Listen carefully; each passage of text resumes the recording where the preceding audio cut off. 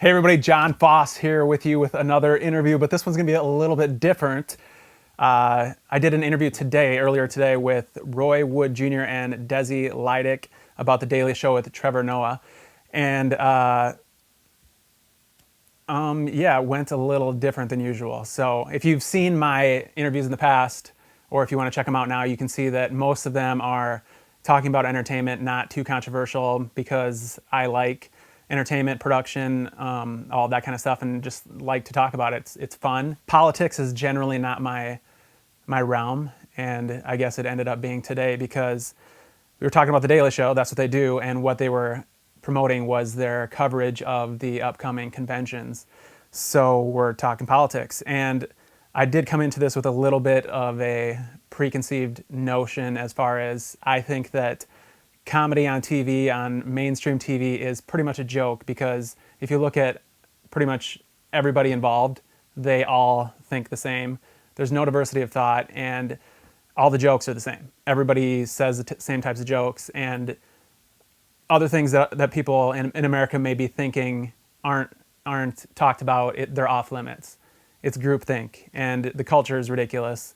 So I wasn't going to do a puff piece. I wanted to ask some questions that were challenging. I mean, I don't think they're out of bounds. They were culturally relevant and questions that I think a lot of people have. And I figured I'm just gonna ask some challenging questions and see what happens. So I've never seen the show, number one, but I did look it up to do a little prep. I saw some segments and some interviews. As you may guess, they were pretty much what we see every day, which is 100%, or from what I saw, pretty much 100% Trump humor, which, I mean, that's great. Like, Trump gives comedians tons of material to work with, and there's a lot of funny stuff to do there. But I'm old enough to remember when Obama was president for 8 years and they couldn't come up with any funny jokes. So it's just, again, the groupthink is ridiculous, and it's all about, like, Republicans are the worst thing in the world, and they're gonna kill everybody, and we can't think of anything funny about Democrats. Later in the day today, I get an email from the coordinator, and here's what it says. John, apologies in advance. Our client may be a little overprotective here, but they felt uncomfortable with the way their talent interacted during your interview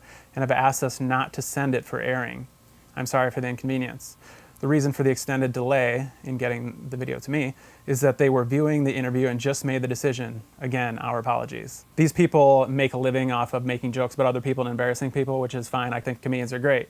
But when it's just groupthink and everybody's thinking the same way, and if you think outside of the box, then you get censored, as they tried to censor me, then that's just, that's pathetic. Let's be honest about these group of individuals. They're left-wing activists masquerading as comedians, which is fine. Do your thing, but I'm not going to be a part of the groupthink, and I'm not going to be censored for having the guts to ask questions that don't fit into their box of acceptable questions. One other time I was censored in a similar way, and it was funny enough, another Biden question. I'll put a link up here, and you can also check it out down below. Luckily, by some act of God, during this interview, my earpiece went bad, as you'll see, and I was forced to do the rest of the interview over speakerphone, so I was able to get the audio from the people I was interviewing, and you'll be able to hear the interview. So let's check it out. Hey everybody, John Foss. I am very excited to be talking with Roy Wood Jr. and Desi Lydic about The Daily Show with Trevor Noah. These guys are correspondents. It airs Mondays through Thursdays at 10 o'clock here, 10 p.m. here in Minneapolis. And Monday through Thursday, you guys aren't, come on, you guys got Fridays off. I'm jealous. I just want to make sure you guys are working hard, all right? Yep. All right, well, let's get to business here. First question. Desi, who would be a better president for comedy? Biden or Trump?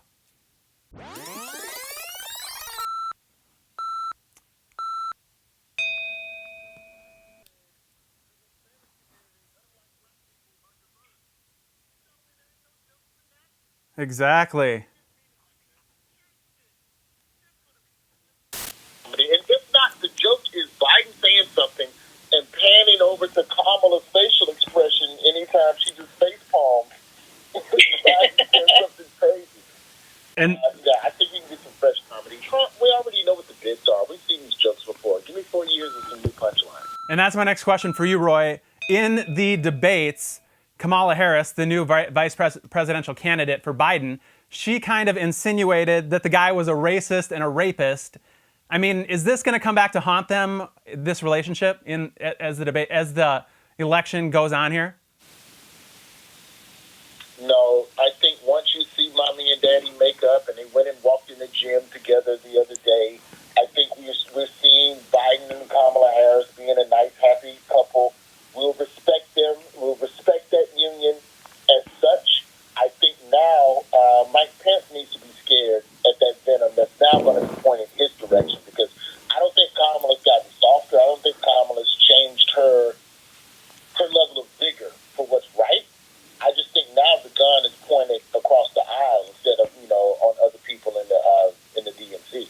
And you guys are comedians, so I mean, the biggest thing you guys have going that you're doing for society, I would say, is you're always pushing the envelope. You're always getting people to think different thoughts, think outside the box. One of the things that I find concerning personally is the kind of the end of freedom of speech as far as it comes to social media platforms. I mean, you have, like, in these crazy times, Dr. Fauci, the CDC, WHO, those are the only opinions that can be on social media. YouTube will take down, like, some doctor that has a different opinion. And I mean, Dr. Fauci, for example, was saying that we shouldn't wear masks, and now he's saying we should. So, and this guy's, we're supposed to take his word as gospel. What do you guys think about the tech world kind of limiting speech and limiting other experts' opinions? Does that bother you? I don't think freedom of speech entitles you to freedom of venue. I don't think that because we both have something to say that I have to put it both out there. Start your own platform. There's other places that allow everybody else to espouse their other opinions. There are places other than Twitter to go. No, they're not as popular, but they exist. And I think that demanding that everywhere that is a private entity operates the same as a public park, it's to me they're not the same. Is it unifying? No, it's not unifying for Facebook to take down XYZ for misinformation. But if it is misinformation, then there has to be a conversation about that. But I think the problem with where we are with that discussion is that as Americans, pre-Trump, we used to at least agree on what the truth was. And we could argue whether or not it was right or wrong, but I think we don't even agree on the premises of truth anymore. So because of that, it's censorship, because we can't just let everybody say what they want to say. I don't know how Desi feels. I can't speak for Desi, but I just think if you build a particular place, you have a right to decide who can say what, because you're building a business, not a country. All right. Well, and I think when we're talking about, go ahead. When we're talking about times like these, when the stakes are so high, there is a responsibility in sharing information, so I think it needs to be taken seriously. And another thing that the comedians have done traditionally is point out absurdities. That's the job of a comedian. That's what you guys do for a living. One thing that I find absurd is in this country right now, in some areas, it's not okay to go to church or go to work, but it's okay to burn down a business, for example, and not go to open up a business here in Minneapolis, for example. And it's okay to open up a casino, but in Nevada, you can't open a church. Do you guys find that absurd? I don't know if that's absurd. But Desi, you want to jump first? Yeah, I think there are absurdities in however you, are you there? I am, yep. I'm sorry. Yeah, I think... Sorry, I cut out a bit. You're looking for consistencies in policy across 50 states, which can't even agree on when to start. Hard rap.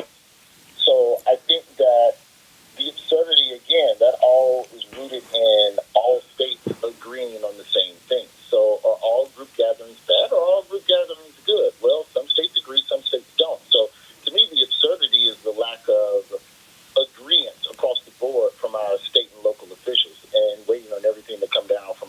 Say goodbye after this. PC. I just don't think that... To me, I'm more offended by that than I am someone who decides, Yep. All right. Well, they're telling me I got to wrap, guys. Thank you so much. One thing I'd like to say is I know you guys are all about diversity. I want to see the glass ceiling broke. I want to see a conservative correspondent on The Daily Show. Thanks, guys. Have a great day.